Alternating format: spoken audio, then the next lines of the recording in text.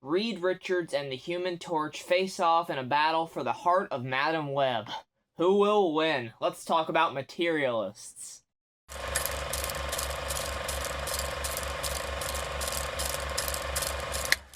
Hey guys, AJYT Abbott here. Welcome to my review for Materialists. This is a new A24 film starring Dakota Johnson, Chris Evans, and Pedro Pascal. This is a movie that I was looking forward to for quite a while because it's written and directed by Celine Song, who gave us Past Lives in 2023. Great film, very emotional storytelling, and I was really looking forward to more of her writing here.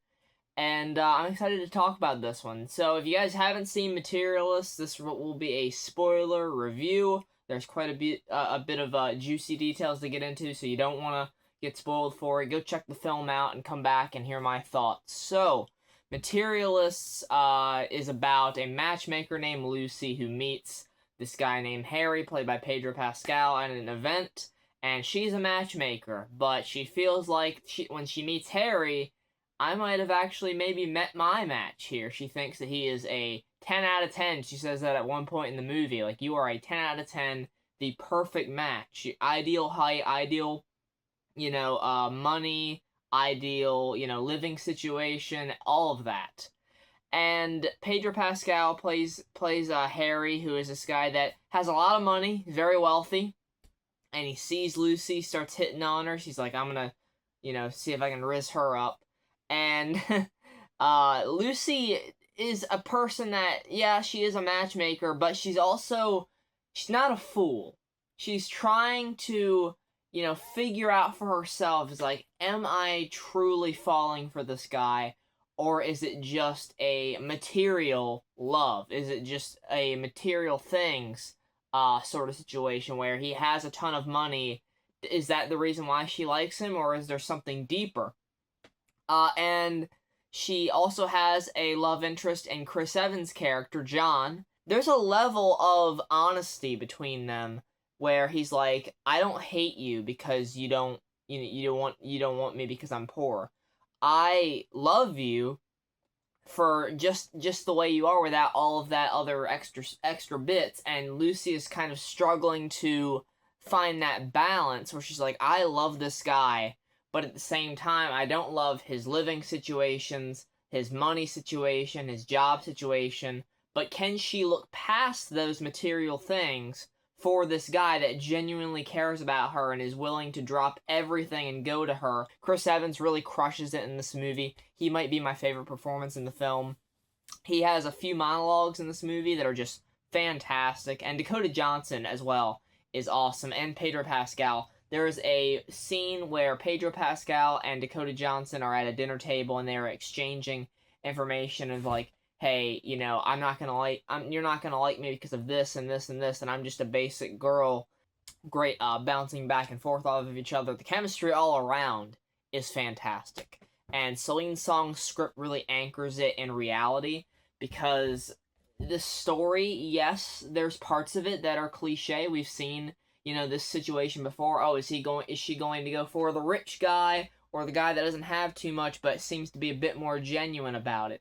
And that's really where the heart of the movie comes from, is Lucy ultimately deciding, am I worthy of being loved by this guy, this genuine guy, versus just falling in line with what Harry has. He has all of this stuff, this money, this $12 million apartment. He can take flights wherever he wants, take her to restaurants and stuff like that. Will she let that go because it doesn't feel as genuine? And she even says, like, I'm not falling in love with you. You're not falling in love with me. We're just doing business here. And he's like, well, isn't love a business? And ultimately, she does end up breaking things off with Harry later on in the film, and she kind of goes to John for support.